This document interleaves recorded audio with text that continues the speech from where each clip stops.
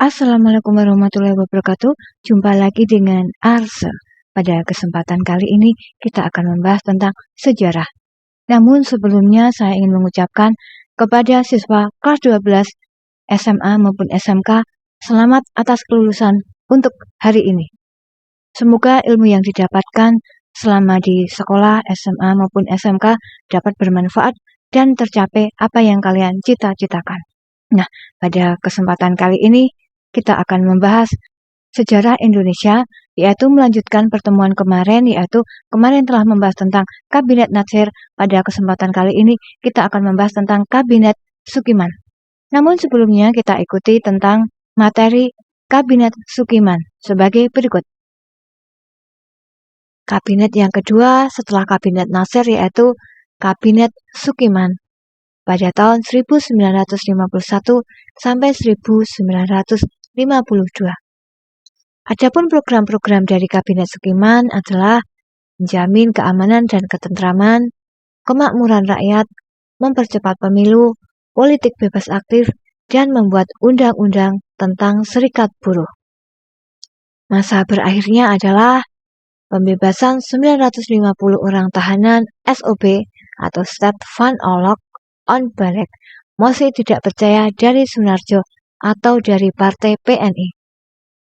Munculnya mosi ini berkaitan penandatanganan Perjanjian Mutual Security Arts atau MSA antara Menteri Luar Negeri Ahmad Subarjo dan Mele Chotran, yaitu Duta Besar Amerika Serikat, yang berisi pernyataan bahwa Indonesia bersedia menerima bantuan dari Amerika Serikat. Berdasarkan syarat-syarat yang ditentukan dalam MSA, tindakan Subarjo ini dianggap sebagai suatu langkah kebijaksanaan politik dari luar negeri yang dapat memasukkan Indonesia ke dalam lingkungan strategi di Amerika Serikat, sehingga menyimpang dari asas politik luar negeri, yaitu bebas dan aktif. Nah, setelah membahas tentang Kabinet Sukiman, yaitu pada masa demokrasi parlementer tahun 1951 sampai 1952.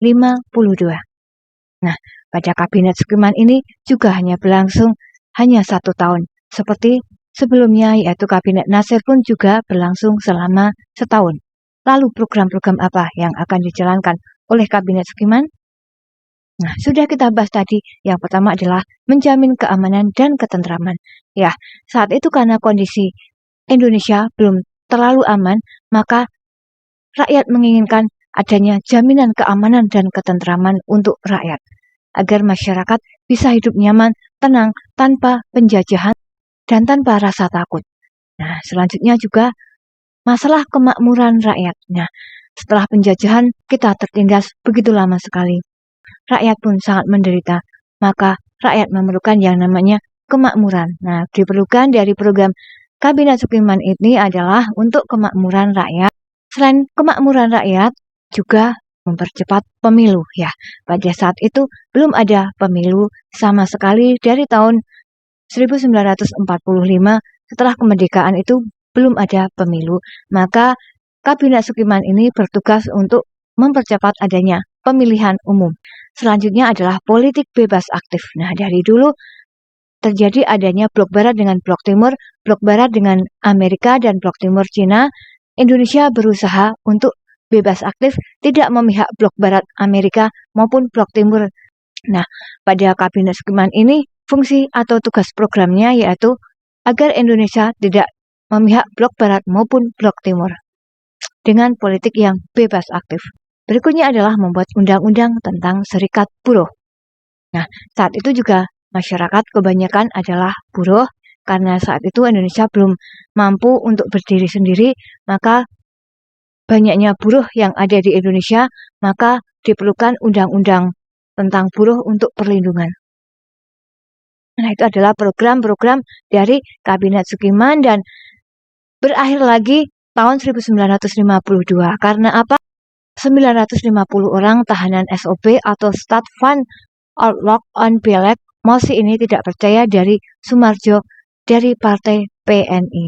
Nah, pada masa Kabinet Sukiman ini membebaskan 950 orang tahanan dan ini membuat kepercayaan dari kabinet PNI itu tidak percaya lagi. Sehingga adanya munculnya mosi ini dan penandatanganan perjanjian juga Mutual Security Accord atau MSA antara Menteri Luar Negeri yaitu Ahmad Subarjo dan Malik Khan atau Duta Besar Amerika Serikat yang intinya pernyataan bahwa Indonesia bersedia menerima bantuan dari Amerika Serikat berdasarkan syarat yang ditentukan dalam MSA. Nah, syarat itu tentunya yang namanya perjanjian itu memiliki bunga yang tinggi, padahal saat itu Indonesia belum mampu untuk membayar hutang maupun cicilannya. Nah, dari situ munculnya tidak kepercayaan atau mosi ketidakpercayaan tadi. Nah, tindakan ini dianggap sebagai langkah kebijakan politik yang memasukkan Indonesia ke dalam lingkungan strategi Amerika Serikat atau memihak blok barat tadi. Maka dari itu, akhirnya Sukiman mengundurkan diri. Nah, itulah tadi tentang Kabinet Sukiman. Mungkin ada pertanyaan, boleh menuliskan di kolom komentar. Cukup sekian saja, saya akhiri. Selamat belajar. Banyak salam, mohon maaf. Assalamualaikum warahmatullahi wabarakatuh.